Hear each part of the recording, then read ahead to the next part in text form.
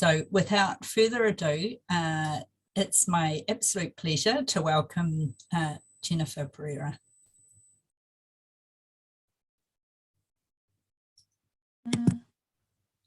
Great. Hi, everybody. I'll just share my screen.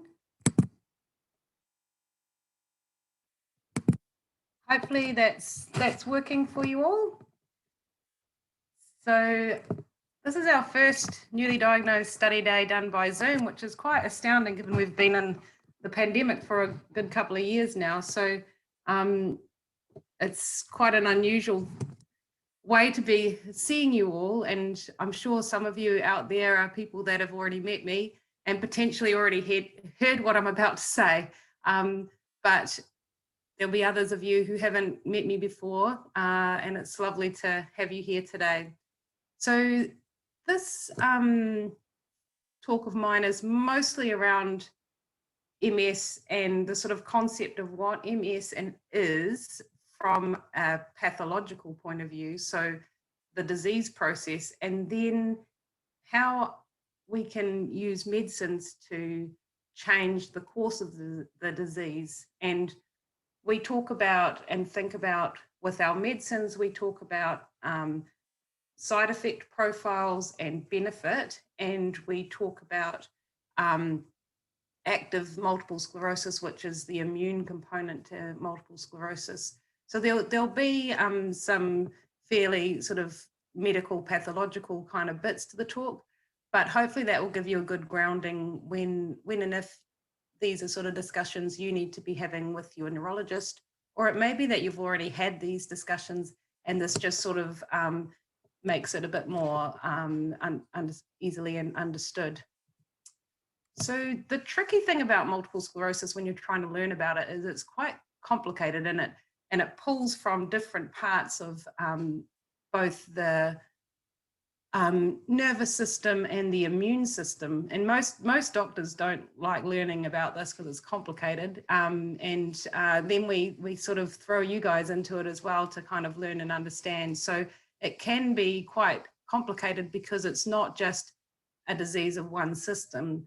The neurological system is the part that's affected, but the disease is largely an immune problem. We've always sort of thought of multiple sclerosis being quite a mysterious illness in terms of its cause. So the cause is not black and white, but over the last 10 or 20 years, we've managed to sort of tease it out. And it has, after all of those sort of investigations and lots of scientific research, it has come down to really being an autoimmune disease.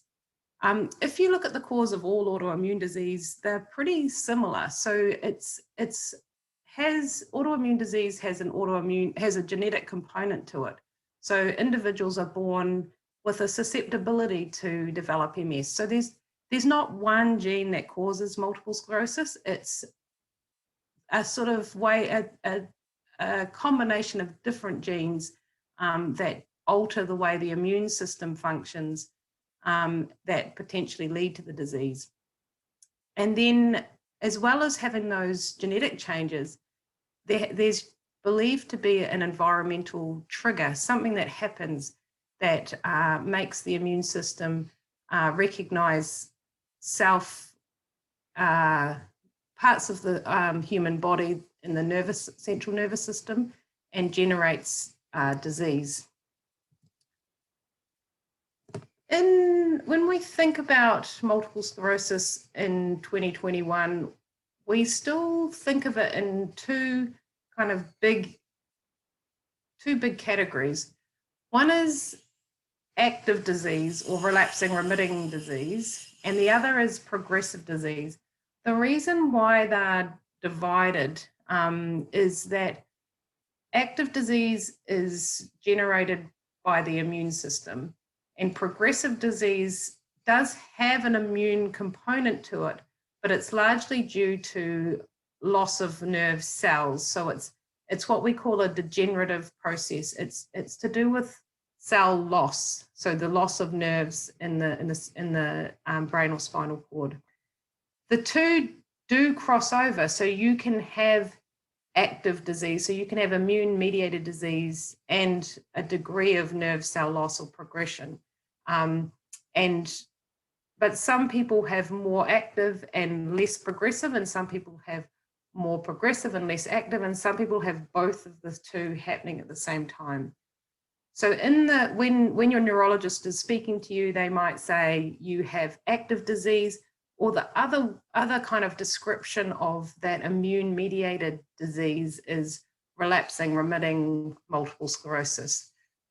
The reason why relapsing remitting MS is more of an old-fashioned kind of term. It's very descriptive of what the patient will experience, but it's not describing what's happening, and that's why we use the word active more as is the disease active? Does this person who has relapsing remitting MS have active disease that needs immune treatment? And then progression, that's a whole other story, different pathological process. You've probably already thought about this, but the primary target of the immune system in active or relapsing remitting multiple sclerosis is the immune system coming in and damaging the insulation of the nerve, so the myelin coating. And so this is what, when we come to the next part of the talk, where I'm talking about the currently available treatments. So all of our currently available treatments work to prevent the immune system coming in and causing inflammation or an immune attack on these myelin sheaths that are circle around the axon of the nerve. With the progressive disease, it's believed that there's two components to that. One, that the immune system has irreparably damaged the nerve, so it can't stay alive and ultimately dies. And the other is that as part of the immune attack on the myelin, that it also damages the underlying axon, so that the nerve itself is damaged by the immune attack. So in New Zealand, we have quite a tricky access to the MS treatments. We have PharmACT, so they control what your neurologist is able to prescribe for you, so the drugs that are available and funded, and they have specific criteria. So not everyone with multiple sclerosis can have the drugs that we have for MS prescribed, because PharmACT says you have to fit this criteria. Also, some people with MS, their multiple sclerosis is behaving in a way that our immune treatments, or the treatments that we have at present, aren't actually going to be helpful for them, and they have a lot of side effects. So it may be, there's two parts to it. One is, do you have the right kind of MS? Do you have active multiple sclerosis that's going to respond to the available treatments? And then the second bit is, do you also then meet PharmACT criteria, and is your neurologist able to prescribe funded treatment for you? We don't have funded treatment for primary progressive multiple sclerosis. So those are people who have never had a relapse and their disease slowly progresses over time, or isolated secondary progressive disease. If you have active relapsing remitting MS, so you're having relapses, or you have active secondary progressive MS, so you're having relapses even though there's underlying progression, those are the patients that will respond to treatment, and those are the patients that mostly PharmACT's criteria will fit. Yeah, all our treatments reduce immune-mediated damage in the central nervous system. Unfortunately, we don't have any treatments that can heal damaged nerves, and no treatments that will allow the regrowth of nerves. Those are that's the holy grail of MS. So we're waiting for those types of treatment. But at the moment, all of our treatments are immune. The other thing to say too is that if you have MS disease that's not amenable to treatment in 2021, or you don't meet FUMARATE criteria for funded treatment, that doesn't mean there's not anything that can be done. That means that your neurologist can't prescribe you a drug, but there's, and I'm sure as part of this newly diagnosed study day and all your reading, you'll have heard about all the non-medical management strategies, largely sort of under the umbrella of brain health, which I'm not going to cover today, but I'm sure everybody else is covering. So those are also extremely important.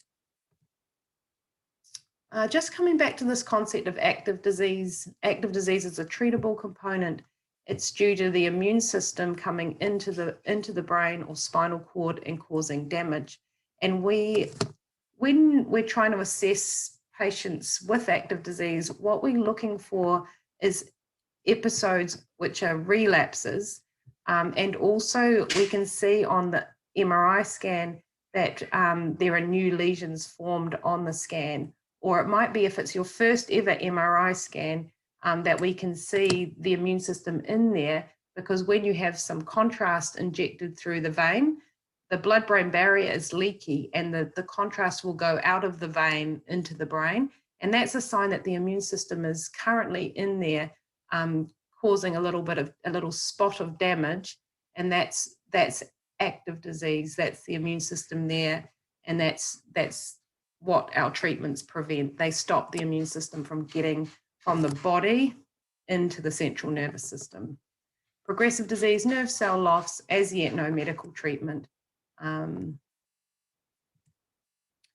When we have in front of us a patient who has active MS, what we need to be careful about is that we're balancing up the benefits that they would get from our treatments versus the risk that those treatments pose.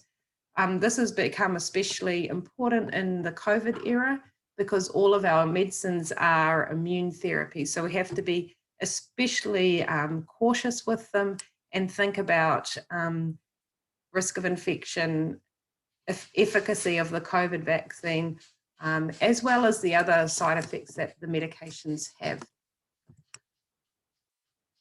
Oh, this is just a slide on the brain health, just a quick recap on some things that you've probably already thought about. There's this concept of brain reserve. So because multiple sclerosis damages tiny bits of the brain slowly with time, the more resilient your brain can be, the more healthy your brain can be, the better that is for your future. So what we're planning for in terms of your brain health is making sure that your brain is as healthy as it can be, so that in 30 years ahead, your brain will function better, even with MS disease. So the things they talk about is SNAP, so avoiding smoking, the best nutrition you can have, avoiding alcohol, and having some physical activity. So this is coming back to treatment again. So this is the FUMARATE criteria. So in order to meet criteria for the funded therapies, you need to have multiple sclerosis diagnosed by a neurologist. You need to have a diagnosis of what's called clinically definite relapsing remitting MS with or without progression. So clinically definite relapsing remitting MS it's kind of an old-fashioned term, but what that means is that you need to have had 2 relapses, so 2 clinical events separated in time. So you might have had optic neuritis now, but you can look back in retrospect and say that and see that you had a time where both your toes were tingly and numb 5 years ago. So you've had 2 separate events. So that's called clinically definite relapsing remitting MS.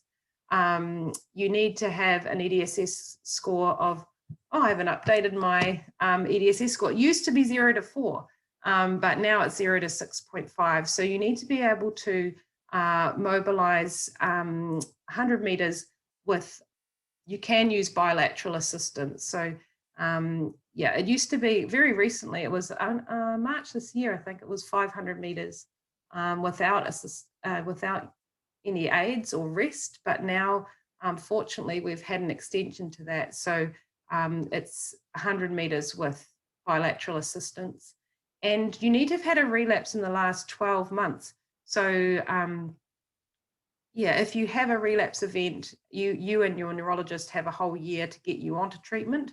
Or if you're sitting on a waiting list, you've got that whole year. But in an ideal world, if you've had a relapse and you have active multiple sclerosis, in an ideal world, you want to be on treatment, that day or the next. In practice, it often takes many weeks for us to get things organized, have your MRI, have the blood tests all come back, wait for your JCV, get the drug prescribed. But yeah, so you've got a whole year from your relapse to then meet criteria to have funded treatment. And we need to prove to Pharmac that your disease is treatable, that you have active disease on the MRI scan. So what medicines do we have? We have a nice mixture of injectable therapies, intravenous treatments, and tablets. The MS treatments have lots of different risks. One of the biggest and most talked about risk is this neurological condition called progressive multifocal leukoencephalopathy. So that's PML. So in your clinic with your neurologist, you might hear discussions around PML. So not only do you need to learn about the immune system, the neurological system, multiple sclerosis as an entity, now you're learning about JCV virus and PML. So PML is a brain disease caused by the JCV virus. It's this used to be quite a novel picture back in the days before COVID, and I always thought the JCV virus looked quite pretty. But now in the COVID world, we're all used to looking at that awful COVID virus with its spike proteins. So this doesn't quite look so pretty anymore. But it's helpful having, all of us have had to learn about viruses and COVID. So PML and JCV, you'll have a good basis to learn about this now. So PML can complicate MS treatments because you're on drugs that prevent the immune system from getting into the brain and spinal cord. And this is a virus that likes getting into the brain and brain, doesn't go to the spinal cord. The good thing about this virus is, unlike COVID, it's very slow growing and nothing happens dramatically with it. But it is important to understand that on some treatments, there's a risk of this virus causing problems. Natalizumab or Tysabri is the main drug where that virus can be a problem. And so as part of your workup to go on to MS treatments, most patients will have a blood test taken. It will be sent overseas to Denmark, and it will tell you whether or not your immune system is recognizing that JCV that virus there. If you're JCV positive, so if you have that virus in your body being recognized by your immune system, mostly, unless there's a very good reason, mostly the risk-benefit analysis is tipped pretty far away from this drug. So if you're JCV positive, then this drug is usually not used unless there's a particular reason why you need it. So natalizumab is a medication that's given through the drip. It's given every 4 to 6 weeks. And what it does is it blocks your lymphocytes, so the immune system, the T cells. It blocks these guys from coming across the blood-brain barrier and into the brain, where it causes an attack on the myelin sheath. So it's really, I sort of describe it as like building, this drug is basically just like building a wall. Your immune system in the body is completely normal, but it can't get across into the brain. Because it's not getting into the brain, And because that JCV virus can get in there without being attacked itself by the immune system, very rarely patients can develop progressive multifocal leukoencephalopathy. If you're JCV negative, your risk of that happening is phenomenally low. So if you don't have that virus recognized in your blood, your risk of getting that is about 1 in 10,000. So it's very, very low. If you're positive, it gets up after a couple of years of treatment up to 1 in 100. So we tend to avoid that medicine. Ocrelizumab, this is our other intravenous treatment. This is given every 6 months, and it works completely differently to natalizumab. What it does is it goes into your bloodstream and it finds those these lymphocytes here, and instead of just binding to them and blocking them, it will bind to them and it will destroy them. So you have no B cells. The B cells are destroyed, and because of that, you can, when you're having this treatment, you can have a reaction to the drug. Most people do have a little bit because it's causing a destructive type process to the B cells.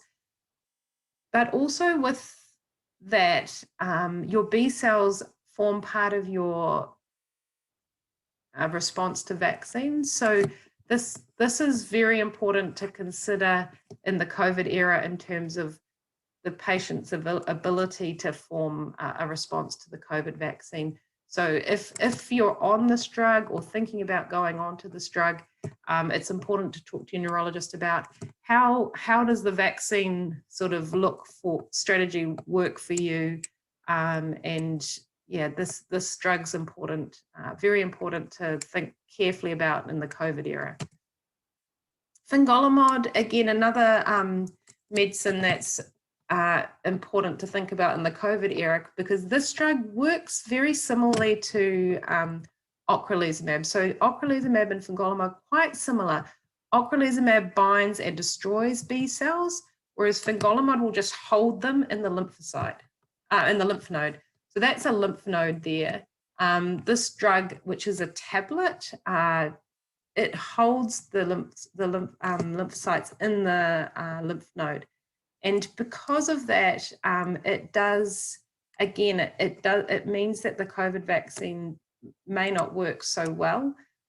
So again, important if you're on this drug or thinking about being on this drug, the COVID's something very, very important to think about. Similar to Ocrevus with ocrelizumab, with this drug, your body is immunocompromised. So you are at risk of potential risk of infections in the body. It doesn't happen fortunately, it doesn't happen very often. The other tricky thing about this medication is when you first take it, it can slow your heart rate a little bit. So everyone has their first dose in the hospital under observation, and very rarely it can cause a problem with the back of the eye, getting some swelling. So this drug is very good. It's very easy. You take it once a day, but it does have these other potential side effects, and you have to think about it very carefully. Dimethyl fumarate or Tecfidera. This is a tablet taken twice a day, whereas fingolimod's taken once a day. No one quite knows how it works. It's a very old drug. It was originally used for the treatment of psoriasis, and it was then adapted to use in multiple sclerosis and works surprisingly well given how safe it is. This drug doesn't lead to much immunosuppression in your body. Most patients don't experience any side effects of infection, and the COVID vaccine works well in this treatment. The main thing about this drug is there have been rare cases of PML, but of like over 300,000 patients treated worldwide, I think that we're up to probably about 10 cases worldwide. So very, very low risk of PML, but it can happen. And the main thing with this medicine is that some people just find it really hard to tolerate.